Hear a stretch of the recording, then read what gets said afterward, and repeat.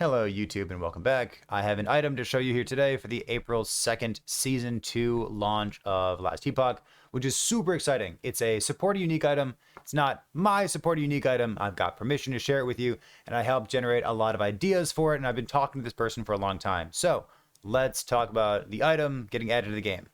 It's not a minion item. I hope it's not a minion item. Just like, we're going to say that first. If it ends up being a minion item, I'll be sad. It's not a minion item, I hope. This is the person who reached out to me here. You might know him from doing stuff in the world of Magic the Gathering. He stepped out of content creation, but he was still very interested in supporting Last Epoch, and he liked what we saw a long time ago, and he wanted to do something that added a item into the game. He also reached out to me saying that he was a big fan of the content that I put out there for Last Epoch, and he wanted an item that like we could work on together, we could brainstorm together, and have some kind of reference to me because he likes what I do. So, Noxious, thank you. I appreciate that, buddy.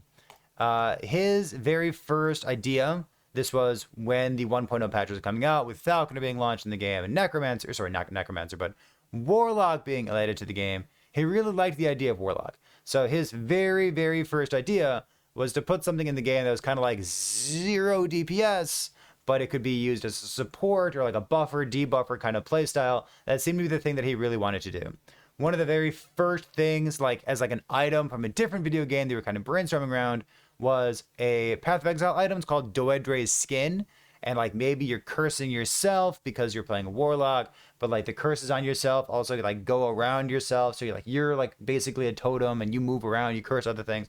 So we were thinking like, does Doedre's Skin work as something that we could like slot into Last Epoch? And also, does that fit what Noxious was looking for? So we talked about that a lot. We kept coming back to like support. Like, are you supporting other people? Are you supporting yourself? Are you playing a minion build? Because minions are like support for your minions.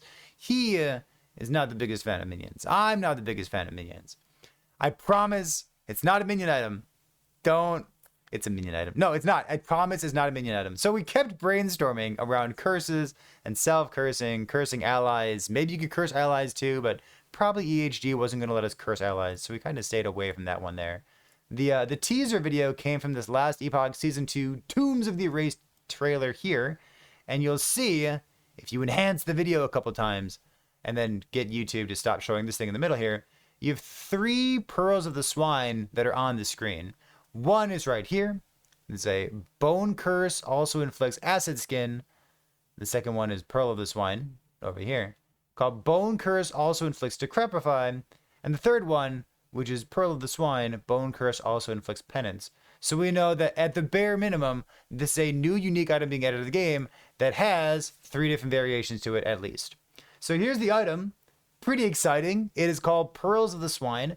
There's a bit of flavor text on the bottom that makes reference to a character named Perrin the swineherd, who is now canon as part of the lore of Last Epoch, and I'm in love with it. So this is it's a unique bone amulet. Couple things to point out here. We already know that there's at least 3 different variations of it.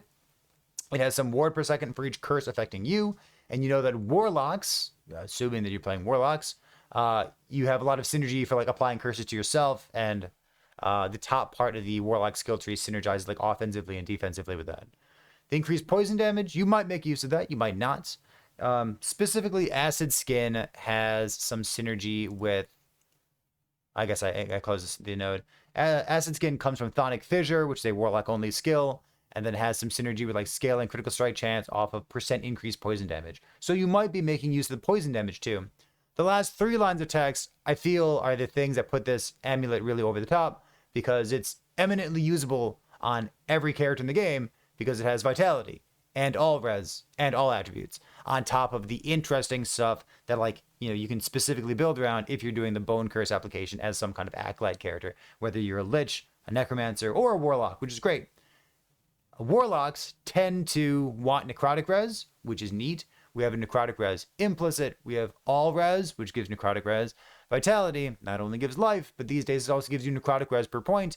All attributes gives you vitality, which gives you necrotic res. So in case you're building necrotic res for any old reason, we've got some synergy there. Also, all attributes is just generically good. It also helps you get to the mark for Red Ring of Atlaria, in case you care about using all attributes there.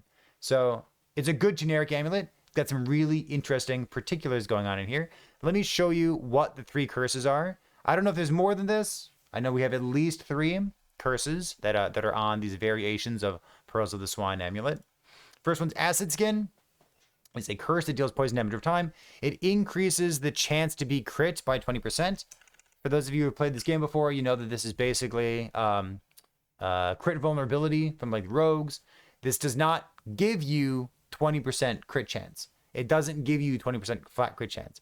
It gives you an unscalable 20% crit chance. Think of it this way. In order to crit cap against an enemy who has Acid Skin, debuffing them, you don't build up to 100% crit chance. You only need to build up to 80% crit chance. That's how this works here. So there's a very potent curse, whether you're playing like multiplayer or a minion build or multiplayer, who knows. The second one here is Decrepify. This is also, normally this is a Warlock only curse.